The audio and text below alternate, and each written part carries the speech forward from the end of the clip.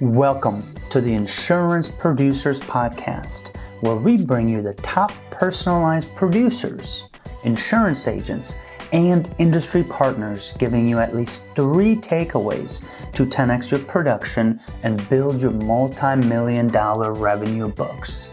So sit back, relax, and become inspired by the success stories and strategies of the world's top insurance minds.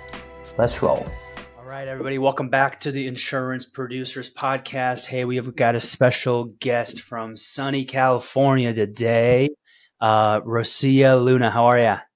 I'm doing great, Cyrus. Thank you so much for having me on. I'm excited to be on your podcast. That is awesome. Well, hey, I appreciate you being on. I'm so excited to talk about the fun product. We always talk about the products that are auto, home, kind of in a turmoil right now. This would be fun to talk a little bit more about work comp and what you do, Rocio. So for people that don't know you, if you could please maybe just go back. I know you've been in the industry for 9 years, how you got into the industry real quick, and then what are you up to today?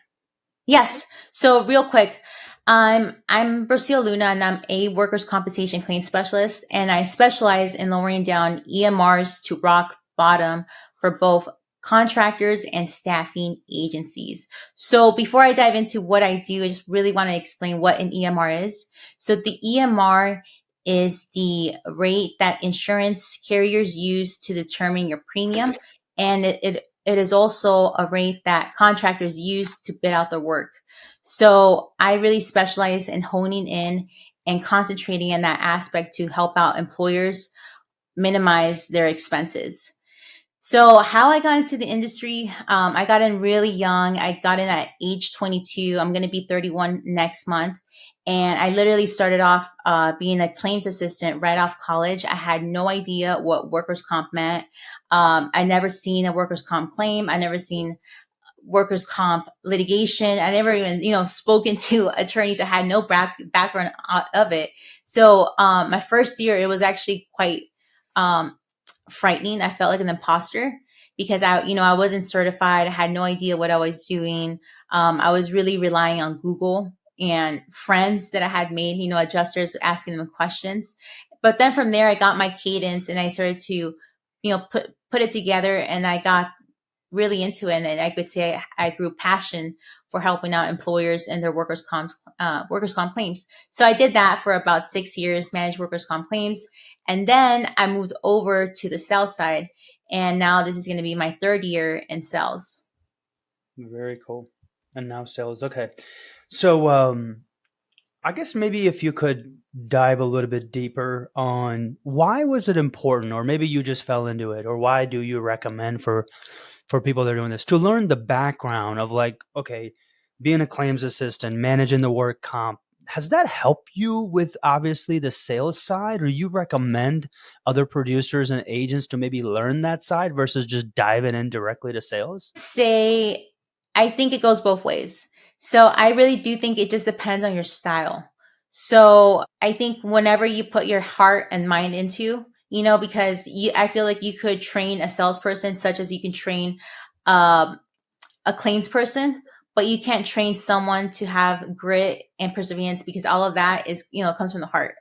So I think that for producers who are new, I would definitely align in at least knowing the basics. And yes, if you could get yourself into workers' comp and know that, I would say yes, do that, because it is a big pain point for a lot of employers. And especially if you're going after contractors, staffing agencies, manufacturers, where the workers' comp is really heavy. And now, instead of just becoming an agent, you're now an advisor. So insureds and employers and your clients start to see you. Oh yeah, well, I use Rocio. Rocio's more than just a quote. I call her whenever I have an issue with my workers' comp. I have an issue with HR, or I have, a question about insurance. So now they're like, okay, I could rely on this girl to provide me with this information. Oh, that completely makes sense. Yeah, we require any agent we hire, I think 12, 13 of agents that write new business for us. And all those people are required to spend time with our customer experience team, which is more of the background of people calling in with payments and all that stuff, claim service side of things. So we require them to spend some time there, learn the process, because when they see the mistakes that come through there versus, for example, like an application wasn't signed, or they put the wrong roof age, or they just didn't do the upfront underwriting to figure out, okay, this home's falling apart. Like no insurance company is going to insure it. So if you just kind of put in, I guess what we call it is bad business through, underwriters are going to find that out, whether it's first year, second year, third year, and you're going to run into a lot of those on the customer experience side. So we say, hey, listen, if you go to that side so you could see what the pain point the customer experience team is dealing with, all those pain points come from you guys because you guys are sending bad business over them. So if we could eliminate some of that, I think we're going to be able to write the right business and basically make their life easier as well, because they've got a little bit of a tougher job than the sales side, in my opinion. Oh, no. And I am completely 100% with you on that, Cyrus. I think all insurance producers, especially new ones, should spend time with their account manager, with that account, even if you're getting someone who's been, 4 years in this agency, because that style is completely different than what this new style is going to be. And I could tell you from experience, when I first started, I had no idea how to fill out applications. I know I was that person who, missed, oh, I didn't get the ownership. Oops. Mm-hmm. Oh man, I didn't ask how many employees he had here, how many, Mm-hmm. full time, and then locations, like you just Mm-hmm. like, oh, I didn't know there, you're supposed to put all locations on there. So it's little mistakes like that I learned the hard way. And I think what you're providing to your agents is valuable. Yeah, absolutely. So I guess I want to ask you about first the work comp market, and then we'll kind of go into the sales side of how you do things. Because honestly, I believe in, if you don't do work comp on a daily basis or a weekly basis, like don't get into it, man. You're going to run into so many different issues. That's what we're running into is we write work comp once every couple months or whatever, and then we get this audit coming back. We have no idea what the hell we're doing, and that's where a lot of us PNC guys get in a lot of trouble. The personal line side doing the stuff that they don't do on a daily basis. And anyways, that's a different story. But what's the market for work comp? Like PN's property casualty, personal lines is obviously at a turmoil right now, especially in the state of California where you are. Obviously, Hmm. Florida, Texas, Nebraska I'm in Nebraska. We were the second highest homeowners insurance rate in the country now, behind Florida. Wow. So, yep, it's wild. So, have you seen the work comp market being that complicated, that crazy right now as well, or is that pretty normal? No. So luckily for us, I would say probably nationwide too, work comp it has probably been the best, the lowest. And here in California, the governor actually passed a bill that they're not going to increase rates. So they are doing that on purpose to kind of help out with the commercial auto, because commercial auto is just, it's nasty Mm-hmm. anywhere you go. But especially over here in California, we're getting killed with commercial Mm-hmm. auto. There's Yep. very little um, insurance carriers that will write standalone contractors, and it's just a mess. But Mm-hmm. luckily on the work comp side with rates, I would say it's definitely, they have been very risk free, Okay. and they've been very competitive, and I would definitely say it's been good. If you have a high EMR and a high X mod, yes, of course you're going to feel the pain points, but overall with the market, you could still get credits applied to your quote. Mm-hmm. Awesome. So that's good to hear, and I feel like I just saw Bankrate come up with, or was it Insurance Journal? One of them came up with an article that basically said, "Hey, it sounds like the auto side of things and the personal lines is really going to be profitable this year, which is going to help the homeowners side a little bit, kind of offset some of the cost. And for the first time since 2021, maybe a lot of carriers will be profitable this year, but we'll see, because we've had couple of 4 or 5 tornadoes in Nebraska that got hit. We've had so many hails, so many flooding, and it's just been a nightmare in Nebraska, but maybe other states are obviously pretty profitable.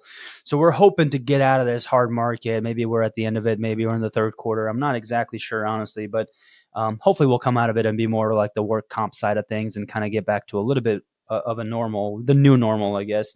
So I guess my next question would be is on the sales side, because a lot of people listening to this podcast are on the sales side and they want to know, hey, it'd be nice to maybe get into the work comp a little bit, because obviously personal lines is pretty tough and some of these commercial auto is pretty tough.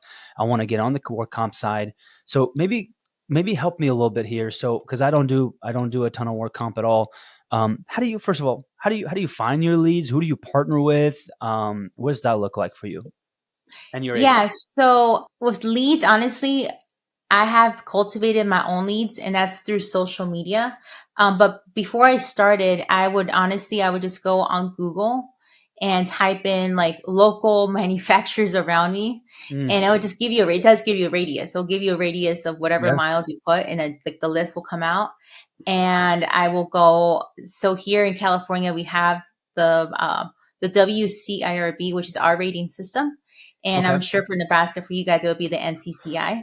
Okay. And what I would do is I would type in the company name into the WCRB, and I would see, oh, okay, this company has a high EMR, and I would just make note and then put it in my little Excel sheet, and I would call them. And that's how I just kind of maneuvered my way. Yeah. And definitely, if since a lot of producers listen to this, I would say Zywave.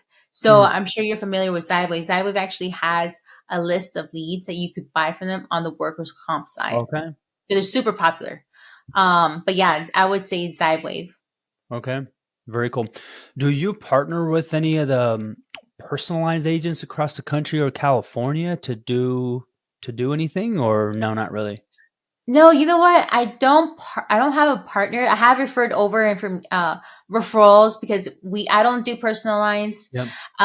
The other agencies I used to work with, same thing. Everybody was just very focused on commercial. Mm-hmm. So on the personal lines, we definitely did refer out the business. Okay. Very cool. Very cool. So for agents who are trying to get into work comp, like maybe they're new into it or they run into it once in a while. Our agency, we're a pretty large personalized agency, but we still run into contractors work comp like on probably a weekly basis for sure. What would you recommend a couple of things that we could do that are writing maybe one or two policies a month or something like that?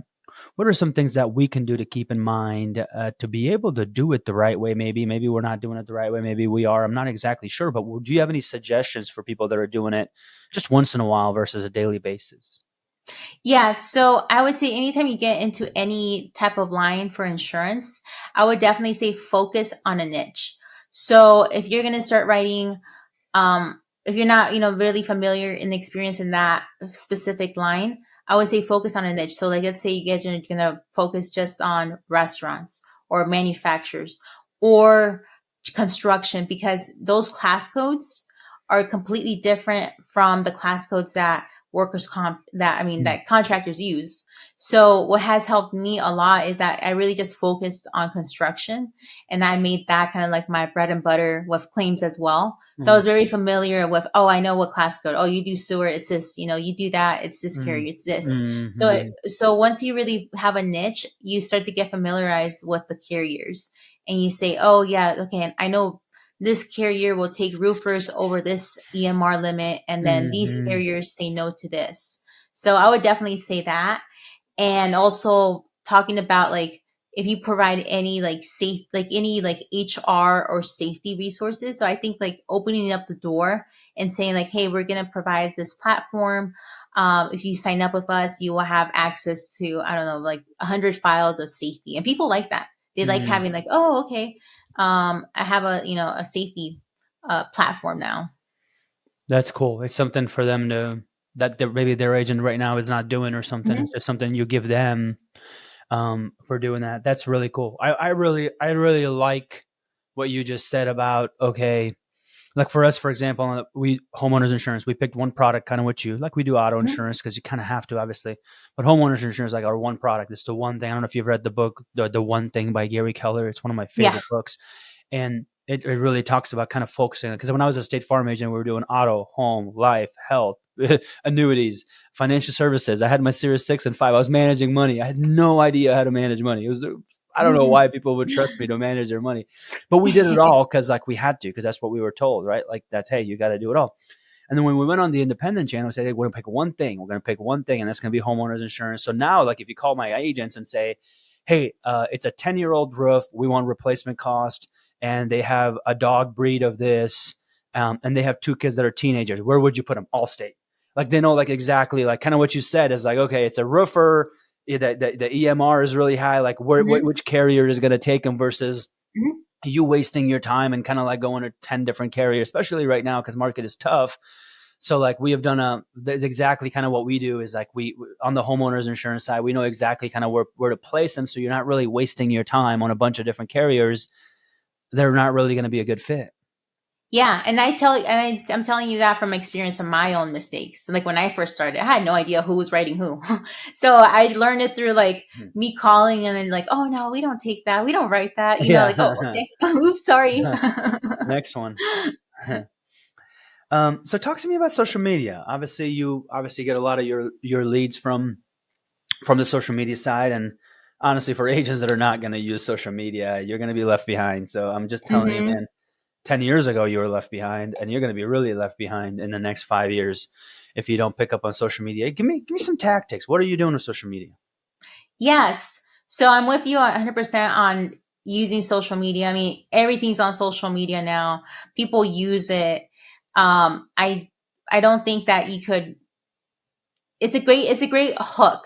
So people get to know you, familiarize themselves with you, with your agency, and it's a platform where you're able to discuss whatever you want.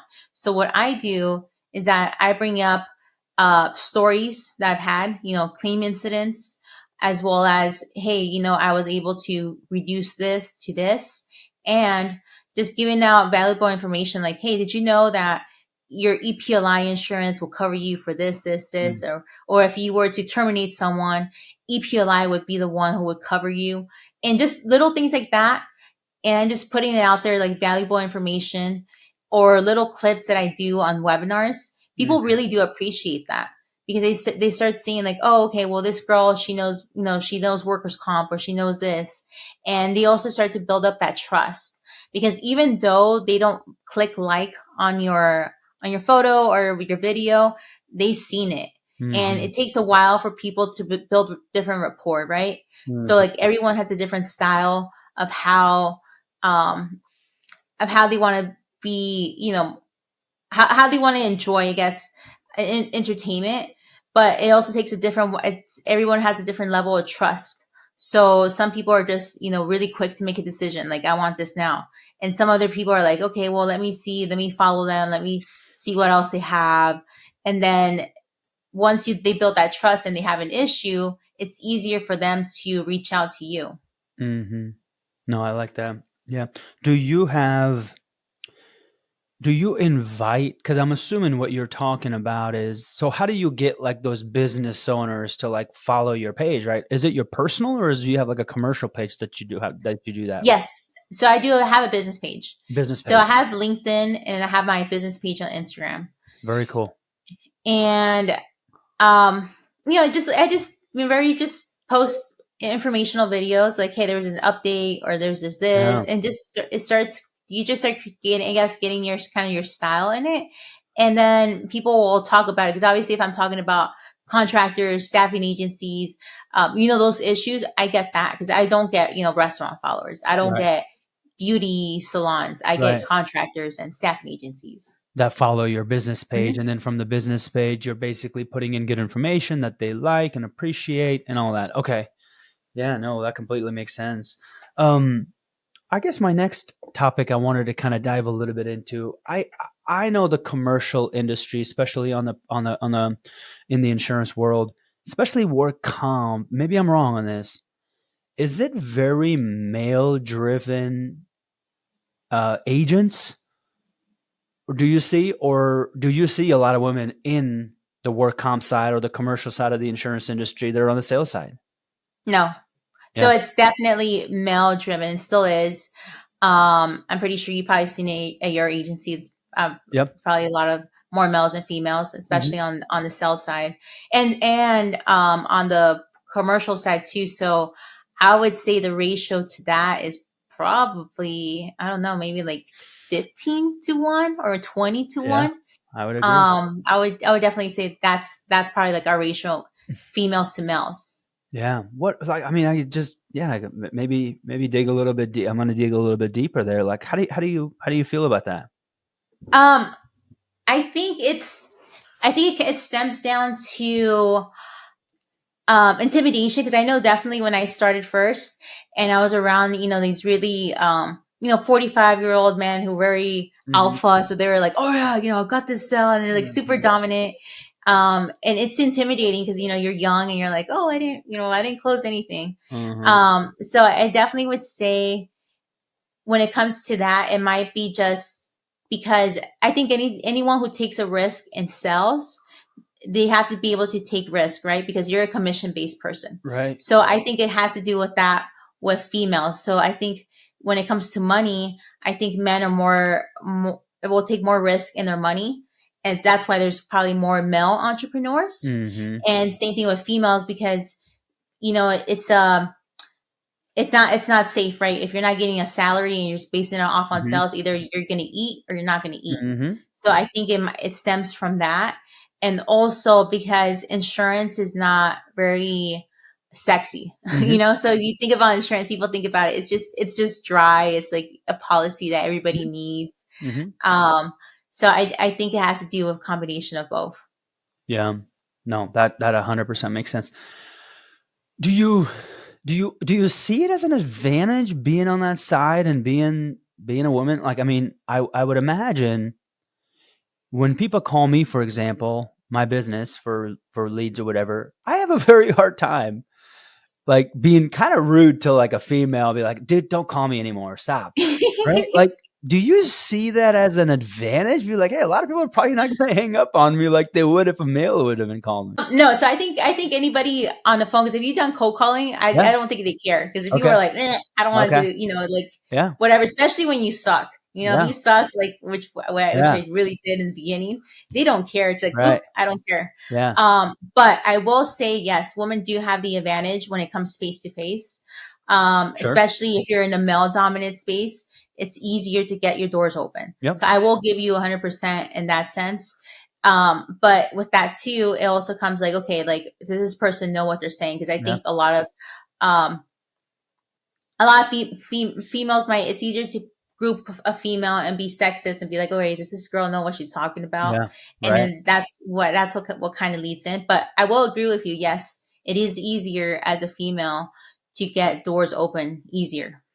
Yeah, but you still got to know. You still got to know. You still got to be educated. You still got to have Yes. answers for them, because at the end of the day, business owners are not going to just do business with you because you're just a female. They got to ask you questions, and you got to obviously get to find the right rate and find the answers and all of that stuff. So obviously there's a lot of work into it. You don't just kind of show up and be like, all right, I'm going to get the sale because I'm a female. Obviously. Yeah, and it's definitely more. It's not real estate, right? Yeah, Because with real absolutely. estate, it's more like you see it, and there's Yeah. someone, usually a pretty girl Yeah. walking you down the house or something. So insurance and real estate are definitely completely Sure. two different animals. Yeah, no, I always appreciate. So in our office, for example, like our director of operations that runs our whole organization, is a female that's been with me for a long time. Our top salesperson in our office, out of the 12, 13 agents that we have, has been a female for the last 3 years. And like last week, for Nice. example, we follow it weekly. So last week, I think we had like 135,000 in new business between our salespeople, and 62,000 of it. So half of it was one female, and she just crushes it. So like my life is dominated. My wife dominates our house. My daughter dominates my life. So like I'm just surrounded by females that are just at a different level, and I just have so much respect. I'm originally from Afghanistan, and my mom, single mom, our house got bombed, got us out of there, got us to Pakistan, got us to America. But a single mom, 5, 6 kids. So like the amount of respect I have for females, of like what they kind of go through. And I mean, my wife giving birth to 3 kids, and like the things that you guys deal with on a daily basis. I just have so much respect for females, especially with what you're doing in the industry that's dominated by males. You're teaching a lesson to like my daughter, who is 7, 8 years old, to say, listen, if you want to do this, you're going to be really successful, and you can be. You don't have to just say, oh, that's the male thing to do, or executives are only male and all that stuff. So I really commend you for that. Oh, thank you. And that goes for anyone too, because I also do think that, insurance is, it's white dominated, right? So I also want to put in that sense, like, hey, if you're coming from, either from Eastern world or Southern world or wherever it is, and you're, like, don't be intimidated because of the status, what it is, because the Hmm. status quo, for right now it will be like that, but don't be intimidated just because these, bigger players look different than you. Hmm. You could, as long as you put, like I mentioned, like your heart and your mind to it, you'll be able to achieve things. Anything you want. Anything you want. I do remember, I got to tell you a story, Rocio. I became a State Farm agent, and right after college, I was 23, 24 years old.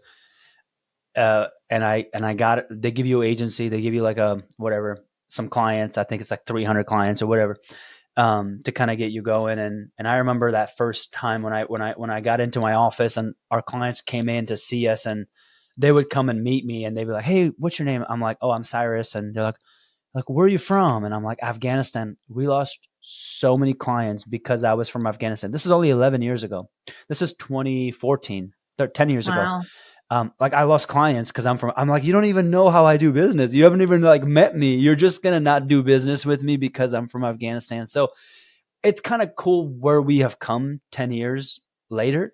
A lot of things have changed. There's a lot of people in our industry that are from different countries, and women in power and all that stuff. But we've still got a long ways to go when it comes to some of that stuff. Yeah. Yeah, most definitely. Um, yeah. So let's kind of, we've got a couple of minutes. So I want to make sure I give you a little bit of time. Is there anything that you want to talk about from the work comp side, California side, insurance side, any topic you want to talk about?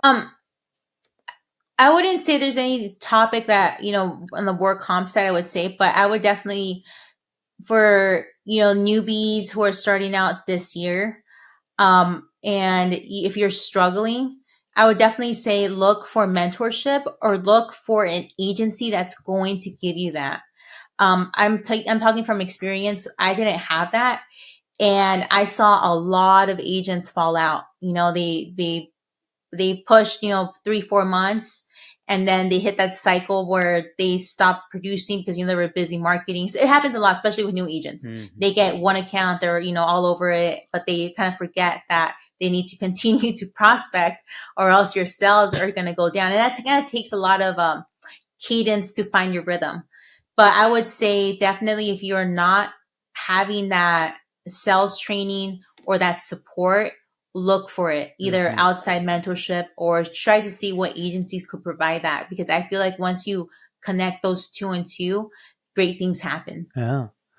Yeah, Rocio, what does your day to day look like on the work comp commercial side? Or, I mean, I'm just curious because of what we do is all personal lines. I've just always been curious what a day to day look like. You prospect in the morning, you wait for referrals, you do your underwriting later on. Like, what is that like day broken into? Yeah, so I would say, before, if I'm online before 7 a.m., any emails, like any tasks that are quick emails, little things to do, I will do that. And then I will start my prospecting around 7:30 till 10. Mm, That's usually the sweet spot to get contractors in the office. okay. So that's usually my sales. People are in their office, they're looking at their emails. I think it's a lot easier to do that. And then, um, with social media, I will try. I cater like 1 hour in the afternoon for social media. So go on my LinkedIn and post. I have not been consistent in having so I have an app Mm, that uploads all my stuff automatically, and I very have cool. not been up to date with that. But usually I will, in the afternoon, do that. And then towards 2 p.m. to all the way towards the end, I will focus on, okay, what accounts do I need to do? Like, what renewals do we have? Really controlling that. And then if I have a risky account where we have a lot of claims, then I'll use that time to make a phone call to the carrier saying, hey, I have this. Is this something you want to take? Is this something you want to Mm, dive into? And then I'll use that time to talk to underwriters too, to kind of give them the backstory. cool. Cool. Cool. Cool. Um, yeah, I feel like the prospecting side is probably the hardest, I'm assuming, for a lot of sales agents, right? Mm-hmm. Is that religious for you? Like religiously you do that? Like, hey, like there is no ifs or buts, like from 7 to 10:30, like I'm prospecting. Have you been doing that for a very long time? And then my next question on top of that is, what goals do you have? Do you have like, okay, I got to make 30 phone calls, or I got to talk to 5 contractors? Like, do you have some like non-negotiables in those hours that you must do before you move on? Yeah. So just like everybody else, I wish I could stick to what I say I'm going to do, which I Uh-huh. don't. Right. Right. So I am fully, fully to blame on that, because I will set time aside and then I let things track me away. So I need to get better in making sure, like, hey, no matter what, do or die. But I do have a do or die with at least getting 2 appointments a week. So no matter what, I have to get 2 appointments or 2 new people that I talk to, which is going to lead me to the next one. That's cool. So if I'm looking at right now, like I'm like, okay, it's Tuesday. Oh, or, I'll usually look at Wednesday. I'm like, oh, it's Wednesday and I have no new appointments or no 2 new people I've spoken to. Like, okay, I need to find something. So at least I put myself at least to 2 appointments, because I know out of those 2, depending what it is, I usually have a really high closing ratio. So I'll get 1, or I get the next, or I'll get both. Yeah, that's awesome. That is cool. Yeah, I think that's good. That's what a lot of people struggle with, is figuring out Yes. like what is really their goal, what are the activities. At the end of the day, like we tell our guys, we and our gals, like we have these requirements, which are activities. Like I can't control your closing ratio. I can't control. I can teach you some things.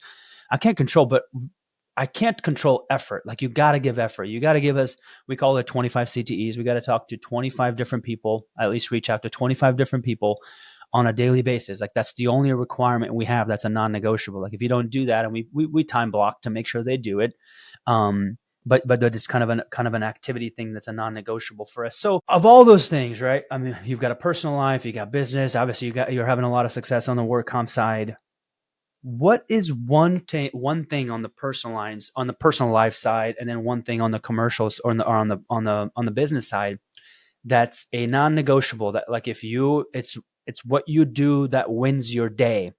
When you put your head on the pillow at the end of the night, you're like, hey, at least I did that. Is there one thing that you must do every day to count your day as a 1? Yes. So I have to feel like I went to bed helping out a client, helping out someone, because here, working with a lot of claims, there are issues that come up. Like, okay, this employer got sued, so and so was terminated, this happened, and just knowing that I went to bed helping them, assisting them with whatever headache they have, I feel good. And then on the personal side, I would say just moving towards your goal. So like, I know, like, no matter what, like even if I just move 1 foot or like a little inch, I'm still closer, because not all days are going to be perfect. Because we come up like, oh yes, it's going to be a great day, blah, blah, blah. Boom, we get smacked in the face. Something happens. They pull the rug out of you, but that's life. And I think really dealing with all of that is learning how to deal with your emotions, right? Yep. So I think no matter what you feel, things still have to get done, 100%. and you have to do your best to do it at the best mood, right? Because you manage an agency, so I know your mood definitely affects 100%. the people around you. You can't be an a-hole and spread that vibe, because people are gonna be like, oh, well, what's wrong with him? Or they can't see the mood changes, because then people are gonna be like, well, this Cyrus guy, he's bipolar. No matter, like, he just changes mood just like this because something's going wrong. So I think you have to learn how to be really grounded and know. And same thing with my side. So like, my clients, if someone's something happened, I can't be all chaotic with this other person. I have to be like, okay, what's going on? Absolutely. Rocio, thank you so much for being on. We appreciate you. This was a lot of great information. And for everybody listening, if they want to follow your business page, Rocio, what is it called? Or are you on LinkedIn? Or Yes. So I'm on LinkedIn, and my name is Rocio Luna, and it's ROCIO, last name Luna. And it's going to come out as like workers' comp claim specialist. And then on Instagram, it's Rocio _INS _services. Rocio Luna, work comp claims specialist. Cool. Yes. Awesome. I am following you now, and I'm sure a lot of other people will follow you as well. Thank you, Rocio. Thanks for all the wisdom that you have given us, and for everybody listening, please go follow Rocio. If you got any questions, you can book an appointment with her as well online if you'd like, and we'll kind of go from there. Thank you guys for being on, and we'll talk to you next time. Thank you, Cyrus.